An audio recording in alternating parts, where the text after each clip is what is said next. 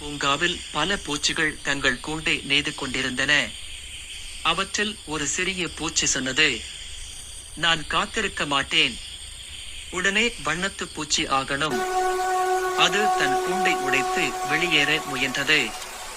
ஆனால் அதன் சிறகுகள் பலவீனமாகவும் ஈரமாகவும் இருந்ததால் பறக்க முடியவில்லை. அது தரையில் விழுந்தது.